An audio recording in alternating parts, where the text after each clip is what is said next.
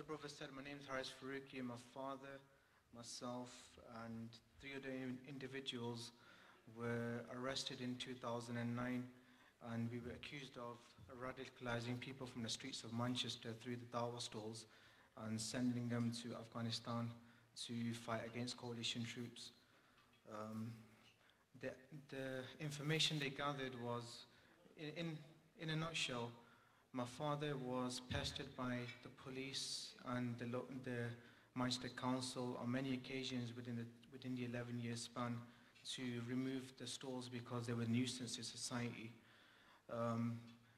Due to the failed attempts, they decided to set 2 undercover officers up, and they approached the stall, showed an interest in Islam, eventually pretended to become Muslim. They lived as Muslims for a whole year.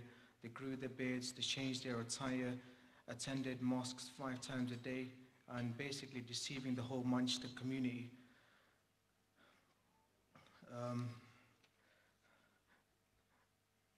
It come to a stage where during that deployment, I felt ashamed myself that these 2 undercover officers, mashallah, within 6 months of reverting to Islam, they were actually pulling me to Quran lessons and really inspiring myself to kind of come towards the deen and practice to the best of my ability.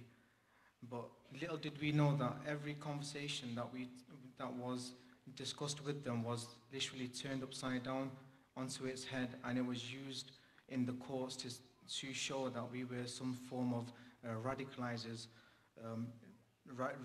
radicalizing vulnerable people from the streets.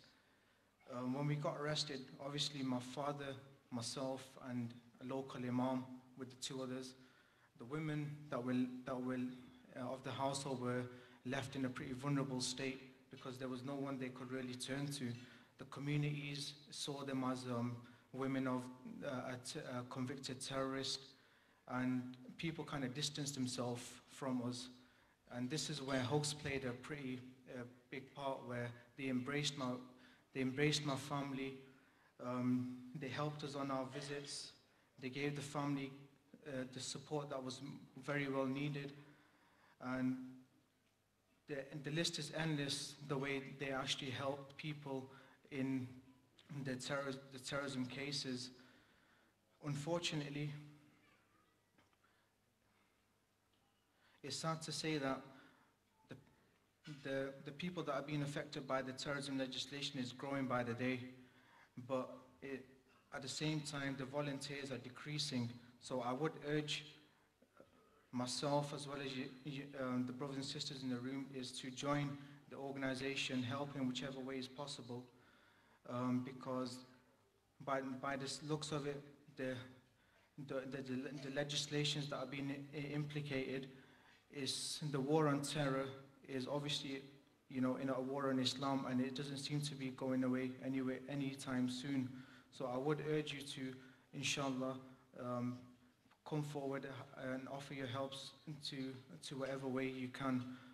Inshallah, regarding our case, it was a full year's deployment, so it's difficult to pinpoint every intricate detail within the 5 minutes. So we will be giving out leaflets toward the end of the events of my father's case. Inshallah, whatever help you can offer, that will be appreciated. At present, on my father's case, his health has been neglected by the authorities, which has left him 75% blind because he is a diabetic patient. We've got information on our Facebook page, which is helping push the medical side of his forward. So I'd really appreciate if you could, inshallah, help us out on that as well. But the main message is that yes, HHUGS has helped the women in our family.